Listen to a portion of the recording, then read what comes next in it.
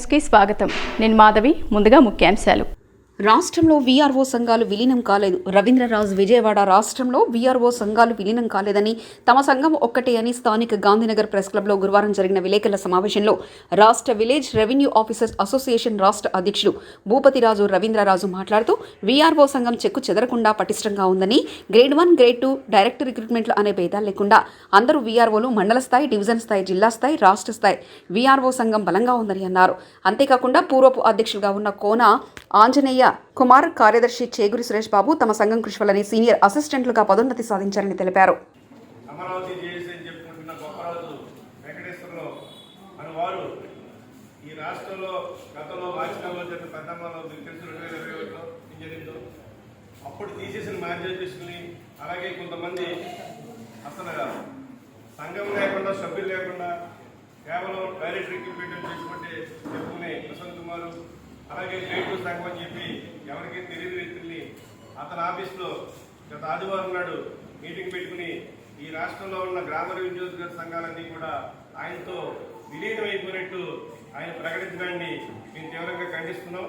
ఎందుకంటే ఈ రాష్ట్రంలో ఆంధ్రప్రదేశ్లో ఉన్న 15,000 గ్రామ రెవెన్యూ అధికారులందరూ కూడా గ్రేడ్ 1, గ్రేడ్ 2 డైరెక్ట్ రిక్రూట్మెంట్ తేడా లేకుండా మాతోటి ప్రయాణం చేస్తున్నారు.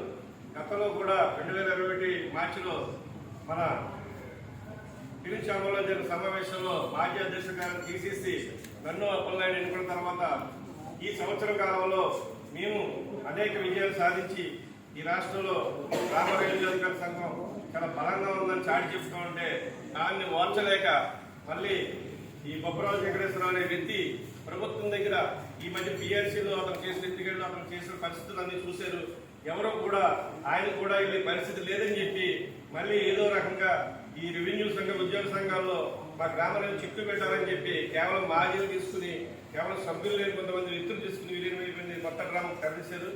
ఇది ప్రభుత్వానికి అతను తెలియజేద్దాం అనుకుంటే మేము ఆల్రెడీ ప్రభుత్వానికి కూడా ఇందాకే రెవెన్యూ మంత్రి గారి దృష్టికి తీసుకెళ్ళి సచివాలయంలో అతని దగ్గర ఈ రాష్ట్రంలో ఏ గ్రామ రెవెన్యూ అధికారులు 15,000 మంది లేరు, అలాగే వీఆర్ఏ లేరు, డిప్యూటీ తహసీల్దార్ ఎవరు లేరు, మన తహసీల్దార్ లేరు, ఎవరూ లేరు.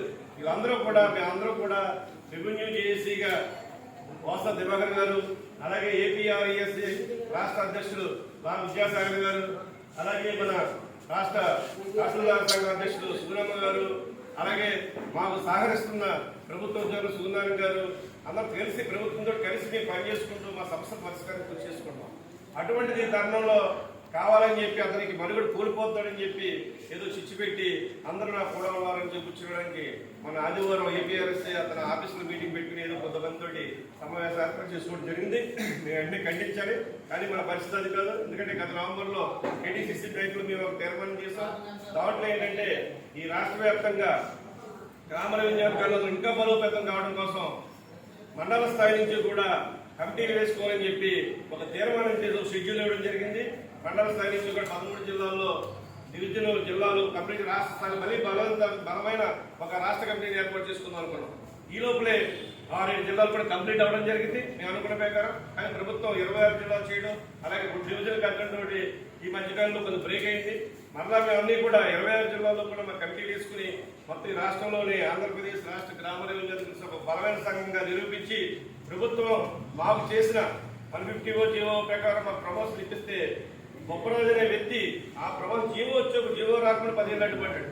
అటువంటి జీవో వచ్చాక కూడా ప్రతి జిల్లాలో ఎట్టి బస్సులు అవ్వకూడదని చెప్పి ఆ ప్రసాద్ కుమార్ అనే డైరెక్ట్ రికమెండ్ తోటి కొంతమందితో అతను కూడా కేసులు వేయించి ఇంప్లిమెంట్ అవ్వకూడదని చాలా ప్రయత్నం చేశాడు. మేము చాలా ప్రెషర్స్గా తీసుకుని ఈ రాష్ట్రంలో 13 జిల్లాల్లో కూడా గ్రామ రెవెన్యూ అందరికీ కూడా సీనియర్ సహాయక పదవులు కల్పించడం జరిగింది.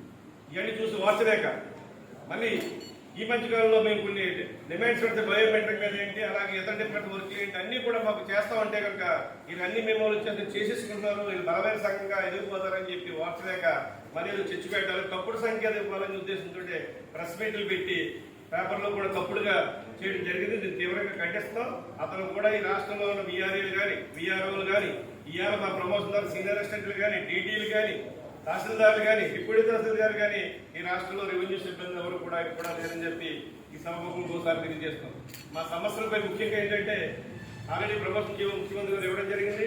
అలాగే క్యాడర్ స్ట్రెంత్ ప్రకారం ఇంకా మాకు పోస్టులు కావాలి కాబట్టి ఈరోజు రెవెన్యూ మంత్రి గారిని సచివాలయంలో కలిసి మేము నిర్వహించుకోవడం జరిగింది. త్వరలోనే మాకు మళ్ళీ న్యాయం చేస్తా ఉన్నారు. అలాగే గ్రేడ్ 2 VRO కొంతమందికి ప్రొఫెషన్ డిక్లేర్ గురించి చాలా ఇబ్బంది పడుతున్నారు. వాళ్ళ విషయం కూడా మంత్రి గారు తీసుకెళ్ళడం జరిగింది. ఎందుకంటే VROగా 8 నుంచి 15 సంవత్సరాలు పనిచేసి వాళ్ళందరూ కూడా 3,795 మంది గ్రేడ్ 2 VRO ఈ రోజు 2 years అయిపోతే ప్రొఫెషన్ డిక్లేర్ అవ్వకుండా ఇబ్బంది పడుతుంటే వాళ్ళకి CPT టెస్ట్ అని అలాగే సర్వే ట్రైనింగ్ ఇవ్వాలని చెప్పడం జరిగింది ప్రభుత్వం. కానీ ఇప్పటి వరకు సర్వే ట్రైనింగ్ ఇవ్వలేదు, ఇప్పుడే స్టార్ట్ చేశారు. దానివల్ల షెడ్యూల్ లేదు అవుతుంది అని మాకు వెంటనే కూడా 2 years కంప్లీట్ అయిన ప్రొఫెషన్ డిక్లేర్ చేయాలని చెప్పి వాళ్ళందరూ కోరుతుంటే ఆ విషయం కూడా మన గౌరవ రెవెన్యూ మంత్రులు ధర్మాన ప్రసాద్ గారి దగ్గర తీసుకెళ్ళాం, అలాగే ముఖ్యమంత్రి గారి దగ్గర తీసుకెళ్లి వాళ్ళ సమస్య కూడా పరిష్కరిస్తారని చెప్పి మేము ఆశిస్తున్నాం. అలాగే ఈ రాష్ట్రంలో చాలా మంది జూనియర్ సహాయకుల పోస్టులు ఖాళీలు ఉన్నాయి. అవి కూడా గతంలో 186 జీవో ప్రకారం 90:10 ఉంది. కానీ ఇప్పుడు 50-50 చేసి వాటిలో కూడా ఎవరైనా కొంతమంది జూనియర్ సహాయకులు కూడా ఎవరైనా VROలు సుముఖంగా ఉన్నందున వాళ్ళకు కూడా అవకాశం కల్పించుకొని ఆ రిప్రజెంటేషన్ కూడా ఇవ్వడం జరిగింది. అలాగే ఈ రాష్ట్రంలో గ్రేడ్ 1, గ్రేడ్ 2 ఇలా డైరెక్ట్ ఎక్విప్మెంట్ వారికి 3 విధాలుగా DDOలు ఉండడం వల్ల చాలా ఇబ్బంది పడతారు. పాత గ్రేడ్ 1 ఏంటంటే ప్రజాస్వామ్యంలో ఎన్నికలు జరుపుకుని ఈ రాష్ట్రంలో ఎన్నుకుంటే అదే ఎన్నిక తప్పితే ఊడిపోయిన సభ్యుల్ని ఎమ్మెల్యే అంటారు కదండి, నెగ్గిన ఎమ్మెల్యేని మాజీ అంటారు కదా. అలాగా రాష్ట్రంలో ఇప్పుడున్న పరిస్థితుల్లో తీసేసిన వ్యక్తులు అధ్యక్షులని చెప్పుకోవడం చాలా అవమానకరం. అలాగే ఈ రాష్ట్రంలో ప్రతి మండలం నుంచి మండల స్థాయి ఎన్నికలు, డివిజన్ ఎన్నికలు, జిల్లా ఎన్నికలు జరుపుకుని 6-7 జిల్లాలు ఎన్నికలు జరుపుకుని ఎన్నికైన వ్యక్తులు ఇక్కడ ఉన్న వాళ్ళందరూ కూడా. అంతేగాని ఎవరు చేతులెత్తుకుని ప్రెసిడెంట్ సెక్రటరీ అంటారు కాదు. మా సభ్యత్వం కూడా ఉంది. రాష్ట్ర వ్యాప్తంగా గ్రామ రివిజన్ సభ్యత్వం, ఆ సభ్యత్వం ఇచ్చి మండల స్థాయిలో ఒక తీర్మానం పెట్టి 15 మంది 20 మంది అందరూ మండల ప్రెసిడెంట్ సెక్రటరీ ఎన్నుకోవడం. అలాగే ఆ మండల ప్రెసిడెంట్ సెక్రటరీలు అందరూ కూడా డివిజన్ ఎలక్షన్లో వాల్ ఓటింగ్తో డివిజన్ ప్రెసిడెంట్ సెక్రటరీ ఎన్నుకోవడం. అలాగే ఆ డివిజన్ ప్రెసిడెంట్ సెక్రటరీలు, మండల ప్రెసిడెంట్ సెక్రటరీలు అందరూ కలిపి జిల్లా అధ్యక్ష కార్యదర్శులు ఎన్నుకుంటారు. అలాగే ఈ రాష్ట్రంలో అన్ని జిల్లా అధ్యక్ష కార్యదర్శులు కలిపి రాష్ట్ర అధ్యక్ష కార్యదర్శుల్ని కార్యవర్గ సభ ఎన్నుకుంటారు. అది విధానం ప్రజాస్వామ్యం. మేము ఆ రకంగా చేసిన పద్ధతిలో మేము వెళ్తున్నాం. అలా ఎన్నికైన వ్యక్తులే ఈ రాష్ట్రంలో ఉన్న అందరూ కూడా. అంతేగాని ఎవరు కూడా నన్ను ప్రెసిడెంట్ చేయాలని ప్రెసిడెంట్ సెక్రటరీ వచ్చిన వాళ్ళు కాదు. అన్ని జిల్లాల నుంచి ఏకాభిప్రాయం ఉంటేనే అది ఎన్నికవుతుంది. అంతేగాని ఎవరో రూమ్లో కూర్చుని ఆఫీస్లో కూర్చుని ప్రెసిడెంట్ ఎవరైనా పెట్టుకోవచ్చు, మనమంటారు ఆది ప్రెసిడెంట్. కానీ రాష్ట్రంలో ఎవరు పని చేస్తున్నారు అని అందరూ చూస్తారు. రాష్ట్రం ఒక సంవత్సరం నుంచి ముఖ్యమంత్రి గారి దగ్గర జీవో కోసం ఇచ్చిన కుదరదు చెప్పడానికి వెళ్ళాం. ఎవరైనా రాష్ట్రంలో మేమే వెళ్ళాం. ముఖ్యమంత్రి మాకు ఎందుకు ఇచ్చేది దానికి ఇవ్వచ్చు కదా మాజీ. అలాగే లేదు, మంత్రి గారు కలిసి మంత్రి గారు కలిసి ఎవరైనా కలుస్తూ ఉంటారు. కానీ మంత్రి గారికి కూడా చెప్పే విషయం అలా ప్రభుత్వం దృష్టి కూడా తీసుకెళ్తాం. సభ్యులు లేని సంఘాలు విలీనమైపోయిన అనుకునే బొప్పరాజుల మట్టికి ఈ రాష్ట్రంలో గ్రామ రెవెన్యూ ఎప్పుడు క్షమించరు. VRO తీవ్ర అన్యాయం చేశారు. అలాగే VRO కూడా అతను అన్యాయం చేశాడు. నిన్న కూడా ఒక మిత్రులు గ్రేడ్ 2 VRO పెట్టుకోవడానికి ప్రస్తావన చెప్పింది. ఏమన్నా అన్నారమ్మా ఆఫీస్కి అక్కడికి వెళ్తే కూర్చున్నాడు. ఏంటంటే ఇల్లేమని మీకు ఇదే ఎక్కువ, ఈ పోస్టే ఎక్కువ, మీకు ఇంకెందుకు మీకు అని మాట్లాడితే ఆవిడ ఏడ్చింది బాబు పరిస్థితి. అది బొప్పరాజు నైజం. వాడుకుని వదిలేస్తాం. సంఘాలని మేనేజ్మెంట్ చేయడం, అధికారులు మేనేజ్ చేయడంలో తిట్టా. అటువంటి బొప్పరాజు ఆటలు రాష్ట్రంలో సాగడమో ఆంధ్రప్రదేశ్ రాష్ట్ర గ్రామ చాలా ఈ రాష్ట్రంలోనే ఒక మంచి సంఘంగా ఉంది. మా సమస్యను మేమే పరిశీలించుకుంటూ మాకు సహకరించే సంఘాలతో మీరు కలిసి పనిచేస్తాం తప్పితే ఈ రాష్ట్రంలో గ్రామ సంఘం ఎవరితో విలీనం కాదని చెప్పి సభాముఖంగా తెలియజేస్తుంది. Thank you. నా పేరు పోక్రాజు రవీంద్రరాజు. ఆంధ్రప్రదేశ్ రాష్ట్ర గ్రామ రెవెన్యూ సంఘం రాష్ట్ర అధ్యక్షులుగా ఉన్నాను. అలాగే ఆంధ్రప్రదేశ్ ప్రభుత్వ ఉద్యోగ సంఘంలో రాష్ట్ర కార్యదర్శిగా కూడా ఉన్నాను.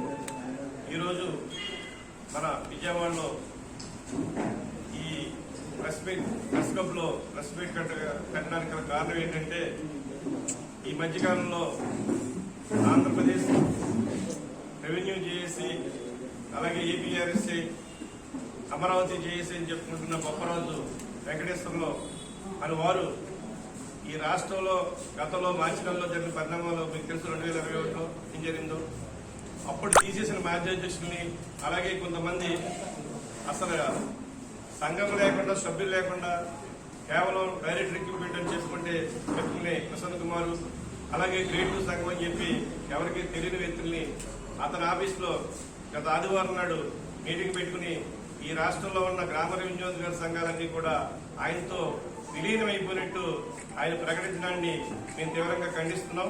ఎందుకంటే ఈ రాష్ట్రంలో ఆంధ్రప్రదేశ్లో ఉన్న 15,000 గ్రామ రెవెన్యూ అధికారులందరూ కూడా గ్రేడ్ 1, గ్రేడ్ 2 డైరెక్ట్ రిక్రూట్మెంట్ అని తేడా లేకుండా మాతో ప్రయాణం చేస్తున్నారు. గతంలో కూడా 2021 మార్చిలో మన పిలించాంబలో జరిగిన సమావేశంలో మాజీ అధ్యక్షుల గారిని తీసేసి నన్ను అప్పలనాయుడు ఎన్నుకున్న తర్వాత ఈ సంవత్సర కాలంలో మేము అనేక విజయాలు సాధించి ఈ రాష్ట్రంలో గ్రామ రెవెన్యూ అధికారుల సంఘం చాలా బలంగా ఉందని చాటి చెప్తూ ఉంటే దాన్ని ఓర్చలేక మళ్ళీ ఈ బొప్పరాజు వెంకటేశ్వరరావు అనే వ్యక్తి ప్రభుత్వం దగ్గర ఈ మధ్య పిఆర్సీలో అతను చేసిన ఎన్నికల్లో అతను చేసిన పరిస్థితులన్నీ చూశారు. ఎవరో కూడా ఆయన కూడా వీళ్ళ పరిస్థితి లేదని చెప్పి మళ్ళీ ఏదో రకంగా ఈ రెవెన్యూ సంఘం ఉద్యోగ సంఘాల్లో మా గ్రామాలను చిట్టు పెట్టాలని చెప్పి కేవలం మాజీలు తీసుకుని కేవలం సభ్యులు లేని కొంతమంది వ్యక్తులు తీసుకుని విలీనమైపోయింది కొత్త గ్రామం తరలిశారు. ఇది ప్రభుత్వానికి అతను తెలియజేద్దాం అనుకుంటే మేము ఆల్రెడీ ప్రభుత్వానికి కూడా ఇందాక రెవెన్యూ మంత్రి గారి దృష్టికి తీసుకెళ్లిన సచివాలయంలో అతని దగ్గర ఈ రాష్ట్రంలో ఏ గ్రామ రెవెన్యూ అధికారులు కూడా 15,000 మంది లేరు. అలా విఆర్ఏ లేరు, డిప్యూటీ తహసీల్దార్ లేరు, మన తహసీల్దార్ లేరు, ఎవరూ లేరు. మేమందరూ కూడా రెవెన్యూ జేఏసీగా వాస దివాకర్ గారు, అలాగే ఏపీఆర్ఈఎస్ఏ రాష్ట్ర అధ్యక్షులు బా విద్యాసాగర్ గారు, అలాగే మన రాష్ట్ర తహసీల్దార్ సంఘం అధ్యక్షులు సుగుణమ్మ గారు, అలాగే మాకు సహకరిస్తున్న ప్రభుత్వ ఉద్యోగులు సుగుణారాయణ గారు అందరూ కలిసి ప్రభుత్వంతో కలిసి మేము పనిచేసుకుంటూ మా సమస్యలు పరిష్కారం కృషి చేసుకుంటున్నాం. అటువంటిది తరుణంలో కావాలని చెప్పి అతనికి మనుగడ కోల్పోతాడని చెప్పి ఏదో చిచ్చు పెట్టి అందరూ నాకు కూడా ఉన్నారని చెప్పి చేయడానికి మన జిల్లాలో జరుగుతున్న ఉద్యమాన్ని రాష్ట్ర అధ్యక్షుడిగా బలపరచాల్సింది పోయి యాజమాన్య తొత్తుగా నాటి ప్రభుత్వానికి ప్రధాన ఏజెంట్గా పనిచేసిన ఈ బొప్పరాజు ఏలూరు వచ్చి జిల్లా కలెక్టర్ ఛాంబర్లోకి వెళ్లి నా వైపు మాట్లాడుతానని చెప్పి బయట నాకు చెప్పి లోనికి వెళ్ళి వచ్చి బయట ఏం చెప్పాడంటే నాకు అన్న జిల్లా అధ్యక్షుడిగా రాష్ట్ర కార్యదర్శిగా జేఏసీ చైర్మన్ గా 3 కాగితాలు మీరు రాజీనామా చేసేవండి ఈ కలెక్టర్ చేపట్టారు. అలా ఇచ్చి మిమ్మల్ని సస్పెండ్ అయిన మిమ్మల్ని తిరిగి ఉద్యోగంలో జాయిన్ చేసి ఇవాళే జాయిన్ చేసి వెళ్లి వారం తిరగకుండా మళ్ళీ మీ పదవులు మీకు మీరు నాకన్నా సీనియర్, నేను ఈ మధ్యలో వచ్చిన నాయకుడిని, మీరు ఎప్పటి నుంచో ఉన్న నాయకుడు అని నమ్మబలికి నా దగ్గర రాజీనామా పత్రాలు తీసుకెళ్లి కలెక్టర్కి ఇవ్వడం ద్వారా ఆ కలెక్టర్ రా విద్యాసాగర్కి ఈ క్షణంలో ఇంకే పదవి లేదు కనుక ఒక సామాన్య ఉద్యోగి కనుక ఉద్యోగం నుంచి శాశ్వతంగా తొలగించడమైనదని ఉత్తర్వులు ఇచ్చినట్టు నన్ను పూర్తిగా ఉద్యోగం నుంచి తొలగించాడు. ఉద్యోగుల సంక్షేమం కోసం ఆత్మాభిమానం కోసం అతని అహంకారం మీద అతని కులతత్వం మీద పోరాటం చేశాను కనుక నన్ను ఉద్యోగం నుంచి పూర్తిగా తొలగించాడు. తనకు అనుకూలంగా ఉన్న ప్రభుత్వం చంద్రబాబు ప్రభుత్వం ఉన్న కనుక నన్ను ఎవరూ పట్టించుకోలేదు. అప్పుడు ఎన్జిఓ సంఘానికి కూడా నేనే అధ్యక్షుడిని. 25 సంవత్సరాలు పశ్చిమ గోదావరి జిల్లా ఎన్జిఓ సంఘానికి జిల్లా అధ్యక్షుడు. అశోబాబు కూడా ఆ పార్టీ ఏజెంట్ గానే ఉండటం వల్ల ఎవరు పట్టించుకోక నా ఉద్యోగము 2015 నుంచి తొలగించబడి 3 సంవత్సరాల 1 నెల ఉద్యోగం లేకుండా మరలా ఈ ప్రభుత్వం వచ్చిన తర్వాత గతంలో మాకు కలెక్టర్గా చేసిన అజయ్ కలం గారు ప్రభుత్వ ముఖ్యమంత్రి సలహాదారుగా చీఫ్ అడ్వైజర్గా ఉండబట్టి నా వ్యక్తిత్వం గురించి నా నాయకత్వం గురించి ఆయన తెలుస్తారు కదా. అదేవిధంగా ఆంధ్రప్రదేశ్ ప్రభుత్వ ఉద్యోగుల సంఘం రాష్ట్ర అధ్యక్షుడు కేఆర్ సూర్యనారాయణ గారు వారు నేను సుదీర్ఘకాలం ఈ సంఘాల్లో పనిచేసిన అనుభవం ఉంది కనుక వారు నన్ను తీసుకెళ్లి అజయ్ కలం గారి ద్వారా ముఖ్యమంత్రి గారి దగ్గర తీసుకెళ్లి ముఖ్యమంత్రి గారితో సంతకం పెట్టించి తిరిగి నన్ను ఉద్యోగిగా కూర్చోబెట్టాను. ఈ రోజున నేను మళ్ళా ఉద్యోగిగా ఉండి ఆంధ్రప్రదేశ్ ప్రభుత్వ ఉద్యోగుల సంఘానికి ఉమ్మడి పశ్చిమ గోదావరి జిల్లాకి అధ్యక్షుడిగా ఉండి Andhra Pradesh revenue employees services association కి రాష్ట్ర అధ్యక్షుడిగా ఉన్నారు. ఈ వ్యక్తి తన స్వార్థ ప్రయోజనాల కోసం, డబ్బు కోసం, పదవి కోసం ఎవరి జీవితాలైనా సరే తృణప్రాయంగా తుంచేయగలరు. ఇవి ఈ బులెటిన్ విశేషాలు.